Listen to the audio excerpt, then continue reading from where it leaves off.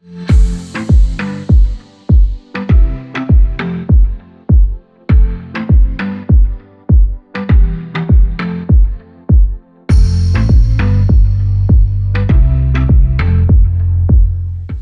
of the themes, obviously, if you've been here, our theme name for the year for Restore City is called Momentum. And if you don't know this by now, I think most of you do, we are people of action. We're constantly moving as a church. We like to be movers and shakers, literally. And I heard a quote by the name of Harold Herring, and it says it this way: The effectiveness of your momentum will be determined by you and no one else. Can't blame it on anybody else. Not the coach, not the parents, not your teacher, not your pastor, not your leaders, you. And a lot of my message today, I'm going to tell you the truth, is from a book that I read and derived from Dale Hudson. Dale Hudson is who I read this book, and it impacted my life in such a way that I really felt compelled to impart it to you today. That this message, for some, it may be warming, some others it's going to be challenging, and some others it's going to be convicting. And I hope it's all the above for you, because it was for me. Let it minister to where you're at. Do not be that person to nudge your person that's like, dude, this is for you. Okay? You got to say, this is for me. I want you to say it. This is for me. All right? This is for me. A fun fact to know this. At the beginning of the year, everybody is almost in the right frame of mind of wanting to set goals, make new habits, and they're all running on high adrenaline. By the new year, everybody's excited. It's crazy, but our mind thinks that way. It's a new year, things are gonna change, things are gonna get better, and it should be, and it's supposed to be. I'll tell you another fun fact, if those that, I forgot to bring it up here. Julia, can you grab me, there's yes, just that, the gym key. The gym key, everybody's like, what is that? Yeah, bring it up here. Thank you. See, we're gonna make it up here. This is my gym key. For some people, they're like, that is the devil. I've had my gym key for a long time. It is like breaking. I need some duct tape right here. Like I have duct tape on this side. Now I need it a little bit on this side. And obviously you can see it's been worn. It's been a little worn out. And that is like our Christian walk. Is like a gym key. The fun fact about those at the beginning of the new year, a lot of people sign up to get a new membership and decide, I want to change my living habits. I want to be more healthier. And that's amazing. That is good. We all should want that. I don't care what size you are. We all should want that. Our body needs that. But did you know by the second week of the gym, most people have gone back into their old routine because something comes up. We make an excuse. We say, I can't do it. It's just too big. Instead of looking at a weekly thing, they're looking at the whole year. And we begin to, unfortunately, outweigh the greater outcome for a short-term, temporary, just nothing of staying the same. Staying the same because our adrenaline has ran out. And I want to display it in this, and it's a story, in fact, of when I was in 7th grade. For some of you, you're thinking, man, that was just yesterday for me. I'm 7th grade right now. For some of you, like me, it's 25 plus years ago. For others, you don't even remember how long it's been, but it's been there, right? 7th grade came around, and I don't know if you know this, well, at least in my life, my parents didn't pay for sports. They waited for the school to provide the free sport, okay? So I had to wait for the school year to start. There was no AAU for me. There wasn't the specialty. You know what there was? There was a specialty of going to the fields. That was for me. I had to work. And so 7th grade came around, and I had the chance to play softball. Never played before. And I thought, well, I'm going to try it out. I think I can do pretty good at it. Played basketball, just a different ball, right? In fact, I picked it up pretty good. Began to learn how to catch the ball, whether they were pop flies or line drives or whatever it may be. I got to learn how to move. In fact, our coach wanted to get the fear out of us that he would just line drive it to us to making sure you better not miss that ball. You better catch the ball. Or what are the ones, the grounders? Oh my gosh, those are the ones that we're more scared of actually, because it would just pop up. It could hit your face at any time. And I got to learn how to, my favorite thing learning was how to slide. I really got a kick out of sliding, especially on the rainy days, because you just slid a lot more smoother. And you had to learn how to slide feet first, and then you had to learn how to slide head first.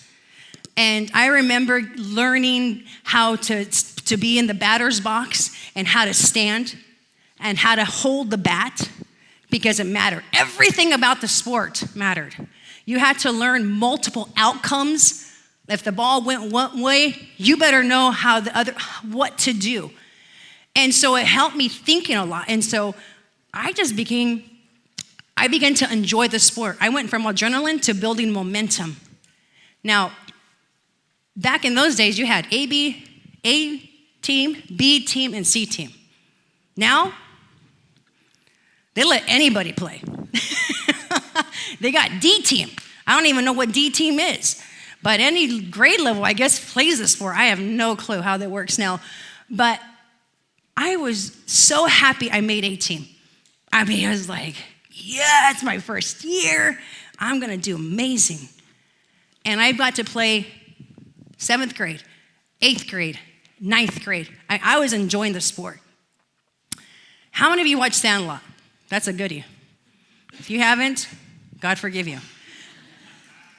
Sandlot, to me, is so awesome. It's hilarious. But there's a point, and I don't know the kid's name, so for those Sandlot lovers, you may know his name. He was the catcher. Anybody know his name? Oh, no, okay. Okay, his kid, he was a little chunky. He was the one that always was rambling off with different jokes and trying to get people off the game. But there was one thing that he did that I thought, man, one day I'm going to do that. He does this. He gets in the batter's box and he looks at his team players and he does this. And I thought, I'm going to do that. I'm going to do it. And I remember the first time I was going to try to do this, and I looked at my friends, and mind you, I was still learning again when I went to the 7th grade. And I looked at my friends. I'm totally playing around, obviously. Get in there, and there's no magic of moving your legs, I'll tell you that much, but it helped me. And I would be in there and shaking, and then I remember looking back at my friends, and I'm like, it's gonna go to the straight. They're like, Sabrina, you're hilarious. Ball 1 comes. I don't know what it was a strike or a ball. By the 3rd one, I'm like, it's going. I'm feeling it. I crank that ball, goes over the fence, and I'm thinking, yeah! This is what I'm talking about. And I'm running to 1st, 2nd, and 3rd, and all of my team's up on their feet. They're like, what is that? That was awesome. I was excited. I was like, man, I am going to do this game. I'm going to be the best player for myself and the team. I wanted to make it happen for everyone. 10th grade came around. Got a nudge in my heart. The Lord tells me, you're not playing any sport. I was like, what? I'm like, Lord, you didn't know I do really good at basketball. I play volleyball because it helps me to be active, and softball for the same reason. Felt the Lord saying, I want you to go on a mission trip. I want you to not do anything, and I want you to go work. I was like, I'm only 15. He's like, I don't care. You're going to go work. So I get a job for the first time, an actual job, not the ones at the fields. I got the money this time.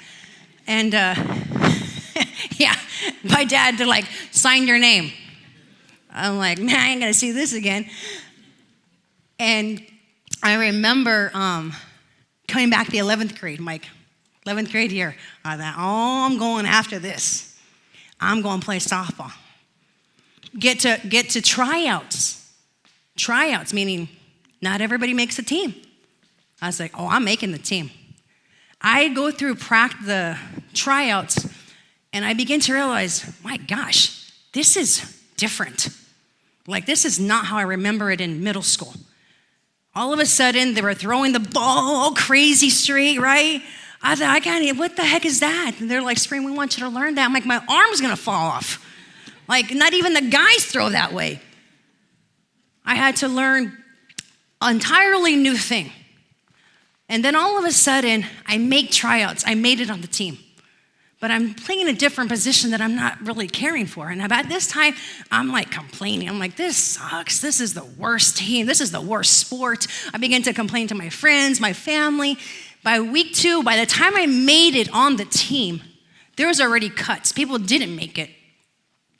I had such a bad attitude, but the rest of my teammates could actually see it. They're like thinking, don't play. I did them a favor. My adrenaline ran out, and so did my patience. And I quit by the second week. That is how we live our Christian life. We get so excited. We come through the doors for the very first time, or it's been years, and we come through and we get excited. And then all of a sudden, we're testing the waters. We're seeing what are they going to do on this stage? Why is there so many lights? What are they singing for? How come it's so long? What are everything, right? And then we're like, oh, we're going to see who's going to go up and talk. I'm going to see if he's any good. Is it really true? We'll see, right? And we're like, okay, that's good. All of a sudden, a few weeks in, you're still coming. But all of a sudden, you feel like a tingling. I'm like, oh my gosh, I feel like this message is for me. Why are these things coming out of my eyes? What's wrong with me? Why am I crying right now? And you realize it's God's presence. It's ministering to you. And then all of a sudden, you feel gripped and you raise your hand. And you're saying, I want to accept Jesus into my heart. So you go and you pray the salvation call, the prayer of faith. But then all of a sudden, a situation arises within your home, within your life, whether you're young or whether you're old. All of a sudden, you and your husband can't meet eye to eye. You and your spouse, like, what is going on, man? Life was so good like 2 weeks ago. You can't meet eye to eye on nothing. Your kids want nothing to do with you. They're just fighting. They just want to fight. They're like, gosh. You get laid off of work. You get demoted. Whatever the situation, the personal situation is, I want you to put yourself in that place. I want you to put yourself in that place. Because that is like the key going to the gym. I'm just going to come and go as I wish. If there was something that 2021 did, it did a number on people's families, different ways. But if there was something that it did to the church, it caused Christians to be silent and benched. It caused us, in a sense, Christians to be lukewarm, if I dare say. I've come here to provoke you that 2022 needs to be the year that you declare, I will be silent and bench no more. God has called me to a higher place. I will take my position, my rightful place. You got to declare that and believe that. That is what 2022 should be for your life and for your family.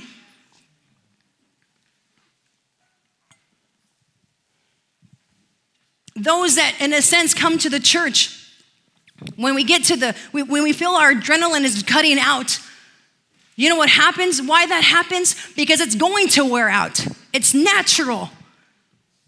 But instead of, when you realize that, you know what would have made the difference? If you would have got plugged into a restore group. If you would have got out of your comfort zone and went to the back table and saying, I need a friend. I need to come to church. Not because I want to. No, I'm desperate enough. I need to be there. But instead, we begin to make excuses for ourselves. We begin to remove ourselves from the situation and making excuses and saying, well, the restore group's not for me. I'm too busy. I don't want to, you stop coming to church, so then you no longer have friends per se. You begin to feel distant from everybody. And guess what happens? You begin to have a complaining spirit. Guess what? It's happened to me. It happens. I don't care where your maturity level, it can happen. And when that happens, guess what you got to do? Put a check in yourself and saying, God, help me. God, help me. I need you right now. The church, this church, it should be all churches, but this church exists to make and develop disciples. The moment that you raised your hand, and I'm going to get to those that saying, well, I've never raised my hand, so she ain't talking to me. I'll come to you in a second. Those that raise their hands saying, yes, I feel your love, I feel you're pulling me in, then that's what God wants. And he gifts you. He gifts you to be a son and daughter, but he also gifts you to be a disciple. The church is called to make disciples. If you want to look it up, look up in Matthew 28:19. It says, you are called to make disciples, not only to make disciples, but equip them and empower sons and daughters to do the work of God on the earth. To do the work of God on the earth. I want to back it up with these scriptures. And there's a few, so I'm going to have Mario or whoever it is back in the back put these up. And it's found in Ephesians 4:11. And I want you to understand this is not me just saying it. This is what God is saying. That's what's so powerful about the word. The power of the word is true. Now it goes into saying Ephesians 11. Now these are the gifts Christ gave to the church. Who gave them? Christ. He gave them to be the apostles, the prophets, the evangelists, and the pastors and the teachers. There. Who's there? Again, referring to the apostles, prophets, pastors, evangelists, and teachers. Their responsibility, it is our responsibility, is our duty, and we're held accountable to God to equip God's people. Who's God's people? We're God's people, all of us, you and I. To equip God's people to do whose work? Whose work? Whose work? Is it Pastor Mike's work? Is it my work? It's his work. They're like, man, I shouldn't have came this Sunday. I'm coming at you because I want you to be stronger. I want your foundation to be stronger. I want you to know who you are. And it goes on to say, and build up the church. Build up, meaning we got to work to build it up, the body of Christ. This will continue until we all come to a unity in our faith and the knowledge of God's Son, that we will become mature. What does it say right there? We will become what? We can't say as an infant, no excuses, God says. We have to become mature. Wouldn't it be so crazy if we came in here with bottles in our mouth? Like, oh my gosh, what is this? This is weird. Because we're not there anymore. Growth is a must in the Lord. It's measuring up to the full and complete standard of Christ. Whose standard? Whose? I just want to make sure, you guys, it's just going to get right in there. Not the pastors, not the staff, not your friends, not your co-workers, not even more than anything, the world standards. It is Christ standards. Then, and only then, we will no longer be immature like children. We won't be tossed and blown about by every wind of new teaching. We will not be influenced when people, social media, the news, Facebook, whatever you watch, we will not be influenced to try to trick us with lies so clever that they sound like truth. Instead, we will speak the truth in love, growing in every way. What does that say? Growing in every way. Meaning, again, we have to mature. We have to put some work into it and become more like Christ, who is the head of the church, who is the head of his body, the church, who makes the whole body fit together perfectly. Perfectly. Oh my gosh. No Lone Rangers, not to be isolated, but each part does its own special, what is that word again? Each person does its own special what?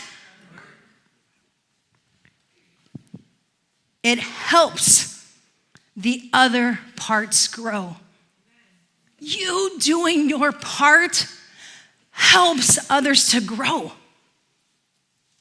That's amazing, to saying that you have the influence to help others grow. Using your God-given talents so that the whole body is healthy and growing. There it is again, and growing and full of love. As a disciple, we are called to become equipped, to be built, to measure, to be mature, to complete, to speak, to grow, to fit together, to work/serve, to be healthy, to be full of love. I'm thinking, man, that's a lot what God's asked of us. He doesn't expect you to have it all down. It's a work in progress. Our walk with God is a working process. Just as that we're walking, it's one step at a time, but we're doing it. We're working towards that. And again, I tell you, here at Resource City, we're called to build and equip disciples, not volunteers. Nowhere in the Bible did it say it was a volunteer. It says disciples and sons and daughters of God. That's what we are. If there was two words that I could define Ephesians 11 through 16, it's in two words: discipline and a worker. And for the sake of it, I'm going to say a server. Discipline and a worker. My dad was going to make sure I was a disciplined worker. He instilled that within me, literally, whether I wanted to or not. He's like, you're going to do it. Get up, get your clothes on, we're going to the field. Same thing on Sundays. Get up, put your clothes on, we're going to church. It wasn't a matter of I felt like it. Oh, man. There's plenty of Sundays like today, I was freaking out. Like, I don't want to go, have somebody else preach. I was telling Michelle, I said, Michelle, if anything happens, you're up. She's like, what? Again, we are called to be disciplined. Discipline sounds like a horrible, it's like a cuss word. Like, ugh. There's a show, and this guy's always saying that. It's hilarious. Anyways. Nobody likes to be disciplined and stuff, especially when they're forced to. You'll do things that you like. It's comfortable. Not when you're forced to. I'm like, no, I'm going to do it on my time. Do when I feel like it. Or then you're the leaders. I'm going to delegate it. Right? Parents. Child one, come here. Hey, just kidding. Oh my gosh, they really are servers. I'm not kidding. Your kids are servers. So again, becoming disciplined according to the word is taking on responsibility. Becoming mature, you're working at becoming mature, speaking the truth in what? Love, not in anger. And growing in every way to be more like who? Like Christ. And not only are we called to be disciplined, but we're called to be a worker, a server.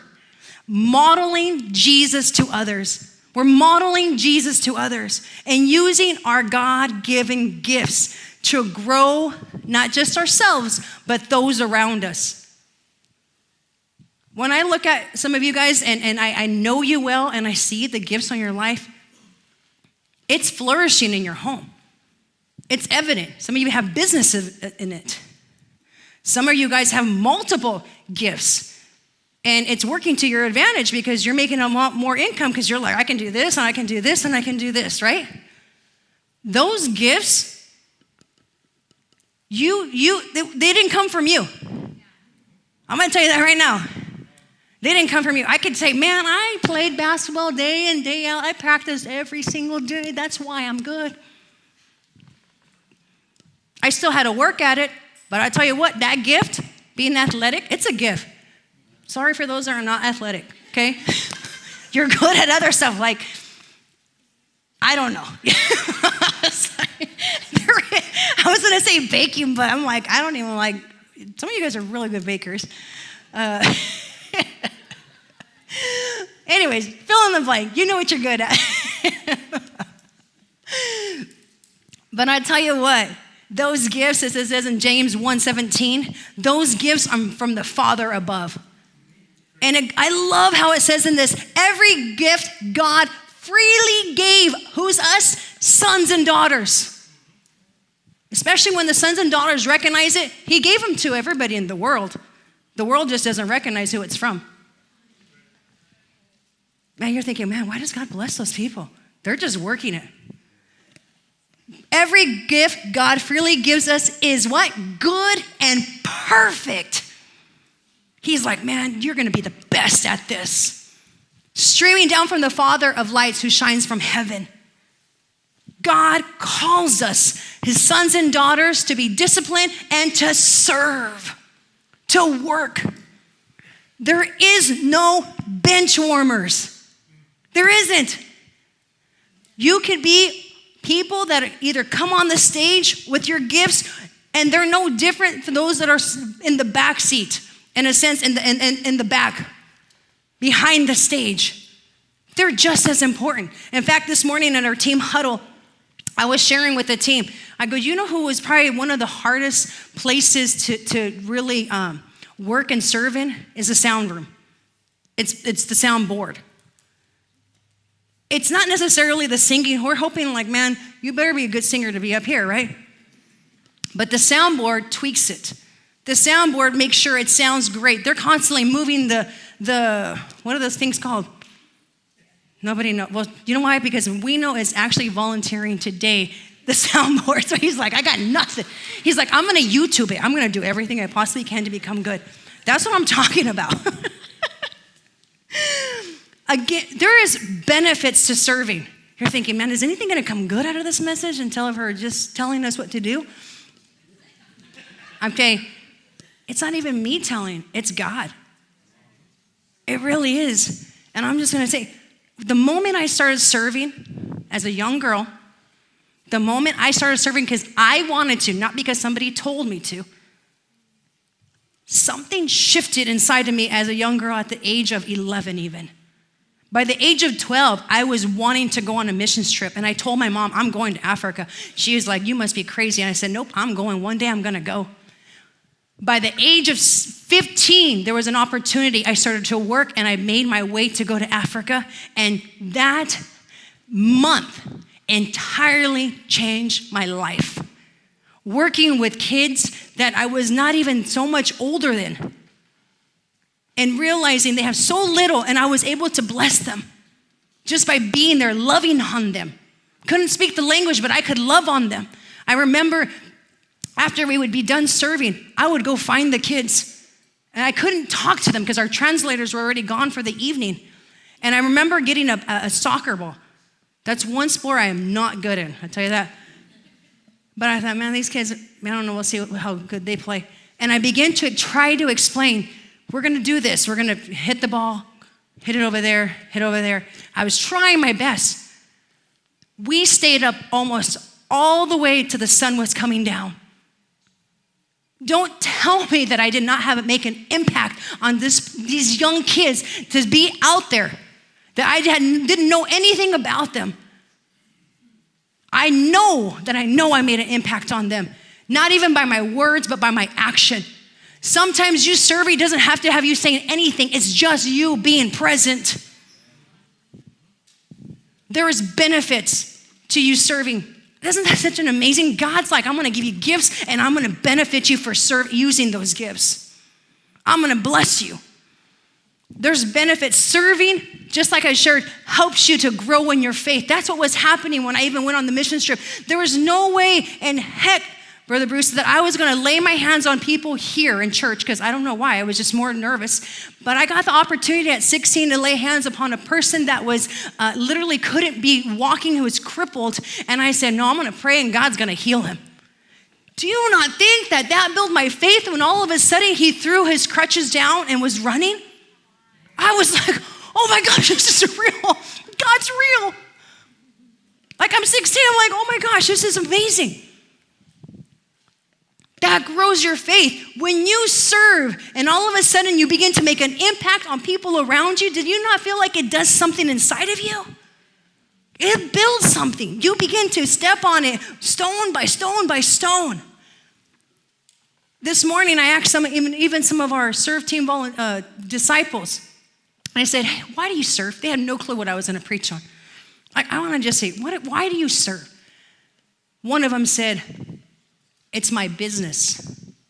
I thought, oh man, that's deep. She didn't call it a ministry. She didn't call it because it was something I do because God's called me. It's my business. I took it this way. Being about the Father's business. She wanted to invest in it. Another one, I love this one. He says, oh my gosh, how did he put it? Oh my gosh. I don't want to call you out. Steve, what did you say? Selfish. He said, I'm selfish about serving because I know I get blessed. I was like, oh, that is so amazing. And one says, I serve because I depend on it. It gets me in the doors. I thought, man, what a vulnerability. It doesn't matter what gets you in here. It's just you getting here. Again, with serving, there's benefits. It grows your faith. Faith pleases God.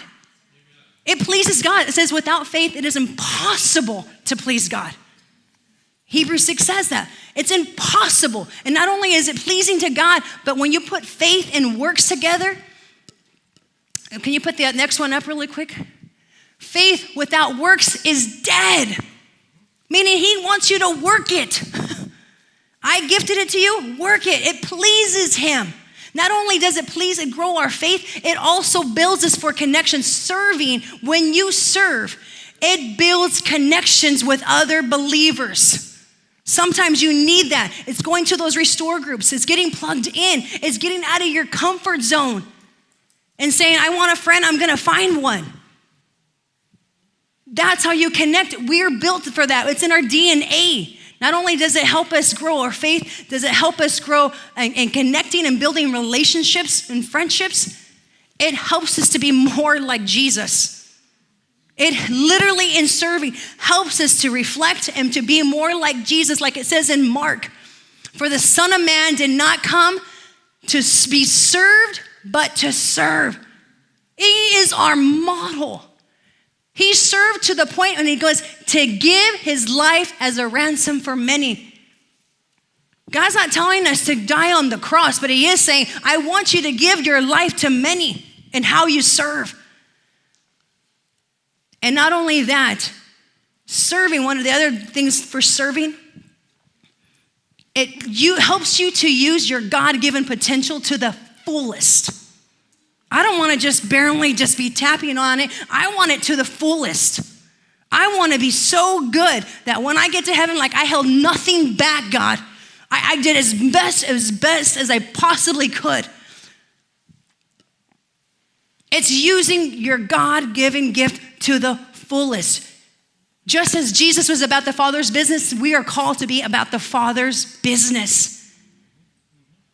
Now, let me just do a quick plug-in on this part. You're thinking, man, well, I serve already, so she ain't talking to me. Praise God for that. You are not called. I'm going to tell you this, and Pastor will be like, why is she saying this? You are not called to serve in every department. You're not. Some of you just ain't good at it because that's just not your gift. But you are called. You're not called to just come and sit here and do nothing.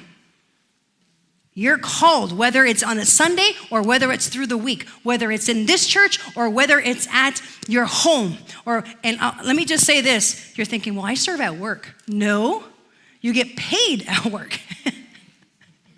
You're like, It's after work. It's going beyond that. It's beyond that. It's the sacrifice in a sense. Do not say yes to everything. I'm just going to save you a lot of heartache. Ministry is always going to go on. There's always going to be needs. Jesus said it.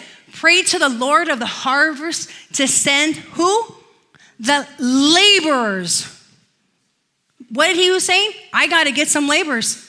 I got to get some workers. Jesus was saying, I got to get some workers to be about the Father's business. Jesus was recruiting the disciples of 12, then the 70, then the 120, and beyond. Don't get that mixed up of saying, well, and let me put it this way. You're like, well, I served for like 20 years. I'm going to tap out. There is no tapping out. You tap out when you get to heaven. That's your tap out. There's different, you might be in a season that you're serving the children's ministry, and guess what? Great. But the moment that you begin to complain about that ministry, check your heart. Like, God, maybe you're shifting me. And that's what you should be. There's one thing with the staff, and I'm making it more evident from our those that I work with. When people come to you and say, I want to serve, I want you to ask one question. One question first before you ask them anything else, before you say, oh, yes, we need you. We're not in desperation mode. There's opportunities. But I tell you what, their first question that they're supposed to ask is asking, where is your heart? Well, I heard pastors saying they needed help on Sunday about with the youth, so I just thought, well, maybe I can help. No. Answer the question, where's your heart? Well, I actually like cameras. I like working with computers. Great. I'm going to direct you to Mario.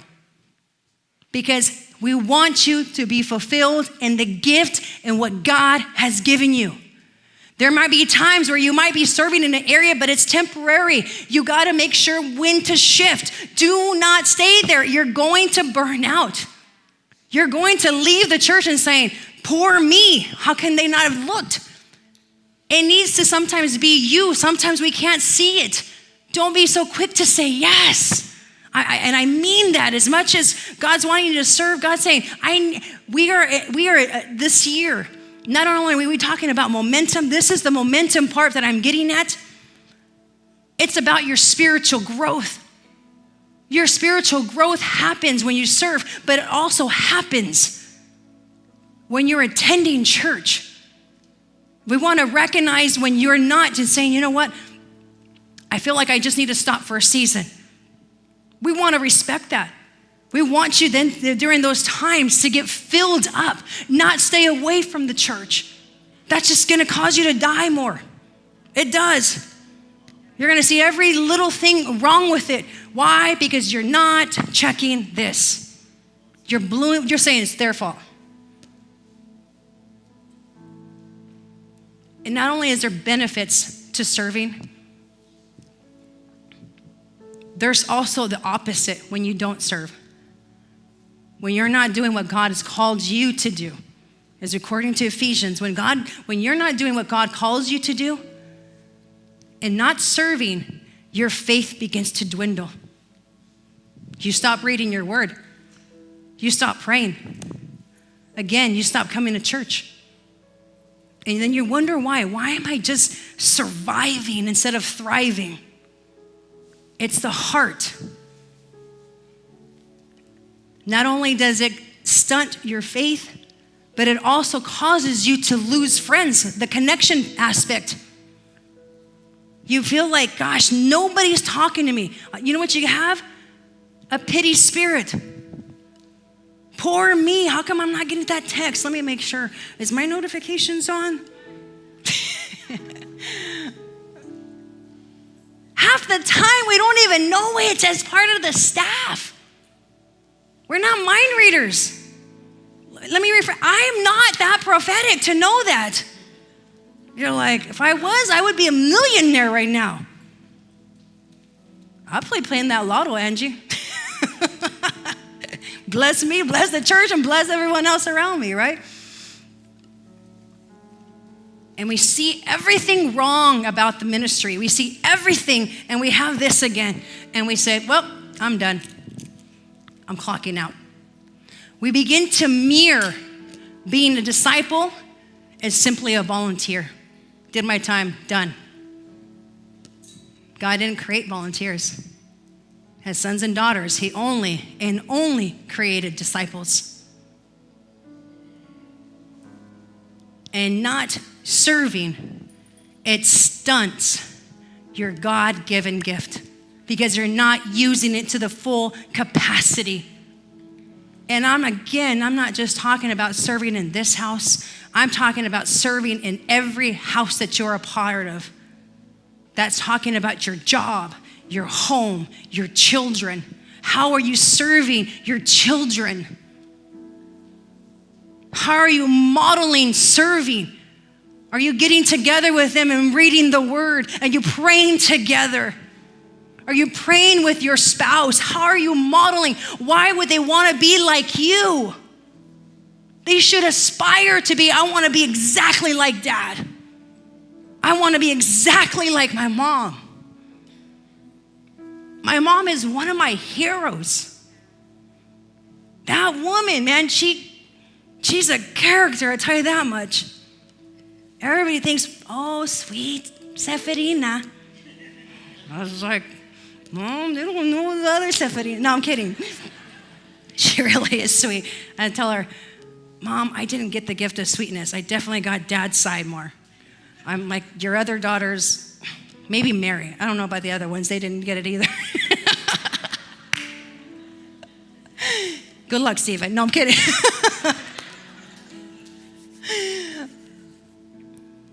That woman, no joke, has served God her entire life that I know of. Like, gosh, what is she now, 70? Oh my gosh, how old's my mom? She's in her 70s, that's a lot. She's like 75, 76. And she just stepped down from being the preschool teacher. I was like, Mom, it's so sweet. They don't call her teacher Sefe. They call her Grandma Sefe. I was like, I didn't meet my grandma. And she loves on those kids. And then we got Teacher Wendy that she was helping. And Teacher Wendy was assisting. And I said, Mom, I think it's time for you. And my mom, she never did she say, I want to step down. We made her. I said, Mom, no, you're going to help in other areas. I have told Pastor, I was like, man, if there was one person, I don't know. But Pastor Paul, how old are you? He's young still, 65, he says. It is young, honestly. I want the ones that have served the longest, I think that I told them, we should have a plaque for them. Like, that's amazing to aspire to be able to serve all the way, and she still comes in. We have her come in, especially when I get a new order. Hey, Mom, will you help me want to do this? And she's like, okay, Mija, I'll come right in. And right now, she somehow hurt her foot. And she's watching online. I forgot, she is watching online. And so is my Thea Nellie from all the way from Texas. I think that was so awesome. But those are the type of examples that we should aspire to be. I think of another one, just because there was actually two. Marilyn, she was a woman in Moses Lake. She led Crossroads. What an amazing woman. I'm telling you, she worked all the way to the point, and the only reason she stepped down, the only reason she's in, I think, her 80s, because she came with pancreatic cancer. That's the only, she couldn't do it because she physically couldn't do it. Talk about saying, I want to serve to the end. I want to serve to the end. Those are the people that we have to get around us, the mentors. When you have a complaining spirit, I'll tell you who not to go to, the other complainers. You need to find someone, whether it's myself, whether it's a leader, even if you had a miscommunication, communicate not through text, face to face.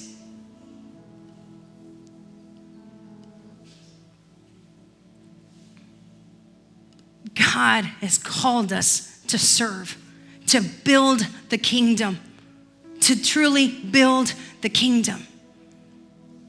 I simply just want you to close your eyes right where you're at. I'm just about done.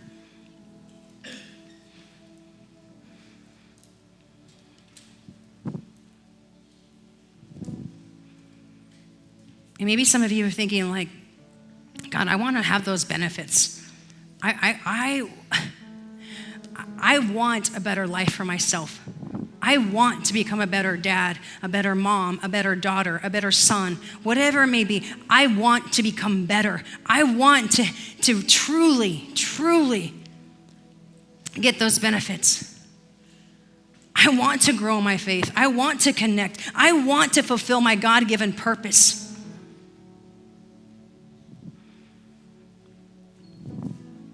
When you don't desire that, it's because you've lost your why. Why you served to begin with. Oftentimes, when I head down that road and I'm just as human as you, and I begin to sense, gosh, they're asking a lot from me. How come there's not this? How come I begin to have a complaining spirit? I begin to remind myself, why do I do what I do? It's not for the people. It's for you, God. I begin to check my why. I begin to check my heart.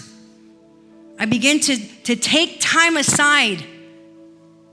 Take time aside to be praying, to refocus, to rest in His presence, to be recharged, so that my walk with God is primary, my sole focus, not the ministry. That when I'm right with God, He gives me a better heart. He works on me. And I begin to remember, I serve you. Why? Because you died on the cross for me. I served you. Why? Because my life shouldn't be here. I should be dead. I served you. Why? Because you restored my marriage. I serve you. Why? Because you brought my kids back to me. I serve you because I have my job. You became my provider. You've forgotten your why. And so I'm here to provoke you. If that's you, in any way, I just want you to stand right where you're at. I just want you to be vulnerable and saying, God, help me not to forget my why. Help me to work on myself. Help me, because I want to serve, and with growing my faith, I want to serve and growing in my connections. How can I not want more friendships that's going to help me? God, I serve, Lord God, to be more like you, Jesus. I serve because I want to fulfill my God-given purpose over my life. God created you for a purpose.